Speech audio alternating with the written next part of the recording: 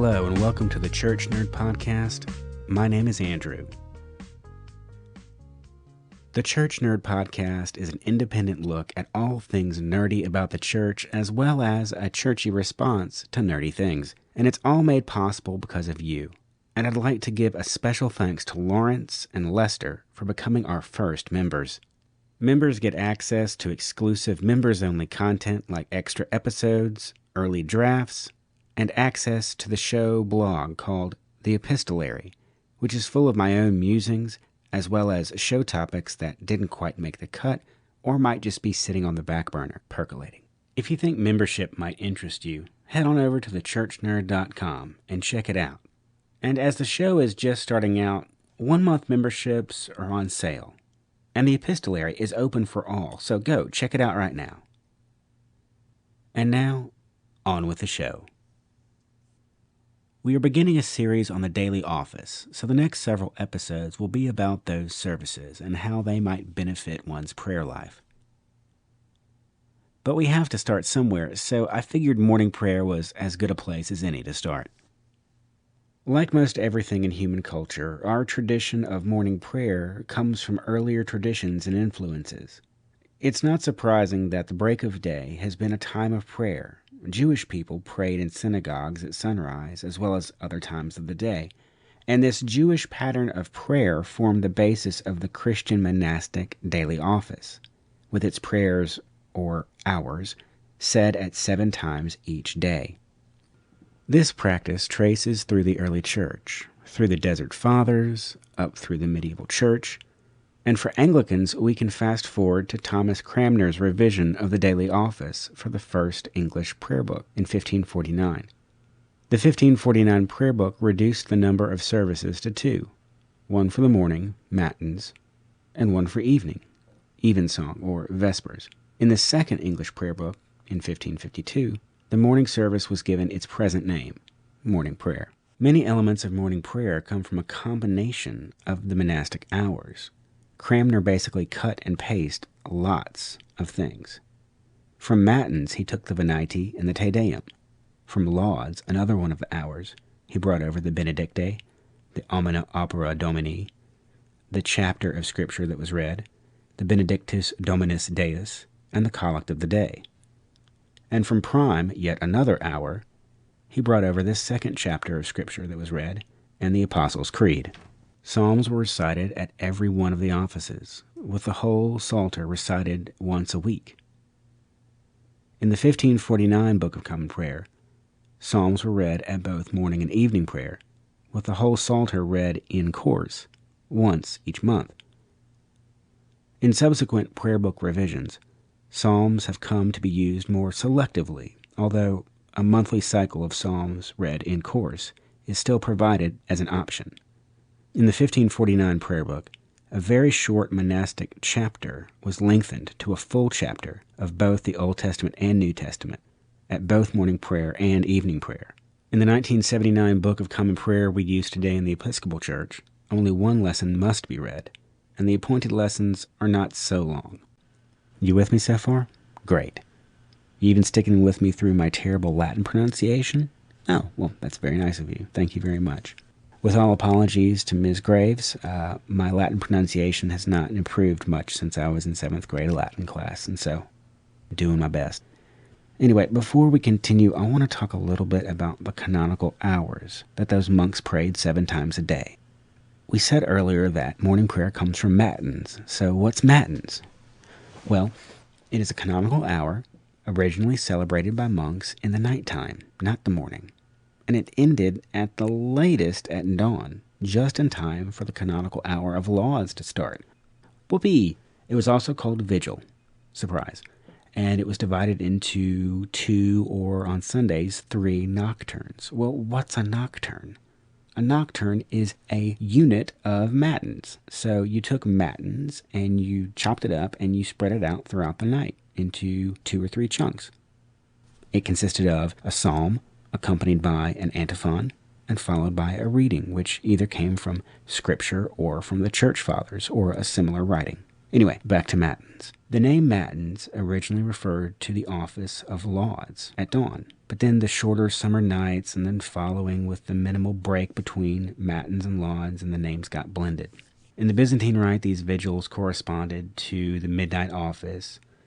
In the Orthodox, it was the first hour. Lutherans preserved the traditional Matins distinct from morning prayer, but Matins is sometimes used in other Protestant denominations to describe any morning service, so thankfully that's clear as mud. In the Anglican tradition, as far as I know, clergy in the Church of England are required to say the daily office, either privately or corporately. As for America, the Episcopal clergy are required to be, quote, diligent in the reading and study of Holy Scriptures as part of their ordination vows, but are not specifically required to say morning and evening prayer daily. That said, most of the clergy and seminarians that I know say the daily office regularly, either privately or corporately. At present, I'm fair about my own recitation of the office, but using the Mission St. Clair app really helps when I can't get up to chapel early in those mornings. Technology, am I right? Until relatively recently, morning prayer was the chief Sunday service in most Anglican churches. Except for the first Sunday of the month, which was reserved for the celebration of the Holy Communion, if you showed up at a church any other Sunday of the month, you were saying morning prayer. However, this practice died out because the current Book of Common Prayer recognizes Eucharist as, quote, the principal act of Christian worship on the Lord's Day, end quote. So in most parishes, we've just become accustomed to communion as Sunday worship. Morning prayer has become largely forgotten, which is a real shame. Well, I say it's forgotten, but I'm a city boy.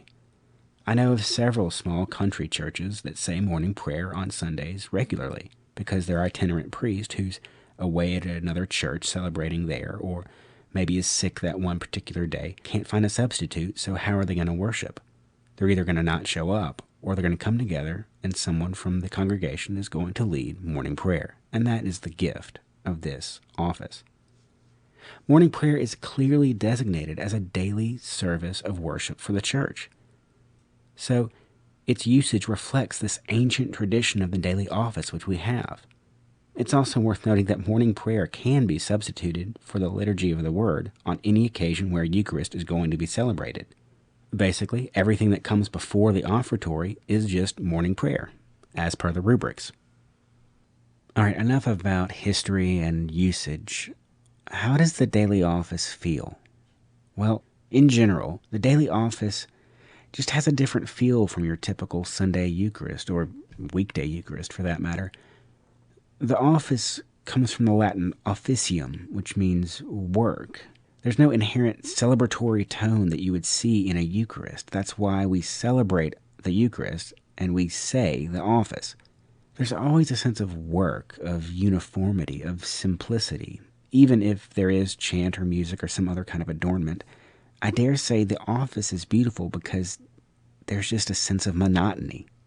And like the seasons of the liturgical year, the daily office helps mark the passage of time in one's prayer life. If the seasons of the church, that is, Advent and Christmas, ordinary time, Lent, Easter, Pentecost, all that, if the seasons of the liturgical calendar represent the hour hand on a clock, then think of the daily office as the second hand, or something like that. People enjoy the daily office because it automatically engenders a sense of discipline and consistency. If used as one's primary daily devotional, the lectionary structure of the daily office negates random skipping around the Bible or wondering which new devotional book should I go out and buy. Simply committing to one practice releases you from the need to make a decision, and that's part of the reason I love it. You know what you're going to do. You're going to do the daily office. It's a steady pattern that helps you stay consistent with the quiet time and reflection that you hopefully are setting aside for yourself every day. Since the daily office is at the heart of a corporate practice, it's also easy to pray with others regularly. So there's a built-in measure of accountability there if that's what you're doing. Many people find that they grow very accustomed to the dependency on the office. If you know that you need confession and absolution, you know it's going to be there for you. If you miss a psalm reading on this day or that day, you know exactly where you left off and you can pick up from where you stopped. There's many good reasons to enjoy regular prayer, and so I commend it to all of you. I know this has been a very short look at morning prayer and the daily office as a whole, but I hope you will consider maybe folding that into your prayer life if that's something you're into. And if it's something that you feel completely alien about, just give it a look, see what it stirs up inside you. Well, that's all we have for the Church Nerd podcast this time. I want to thank you for listening, and also want to direct your attention to the website, churchnerd.com, where you'll find all of this content and much more, as well as links to our email, our Facebook page, and our Twitter handle, which is @ChurchNerdPod. So go check us out there, and more things will be coming down the pipeline, so stay tuned and be well.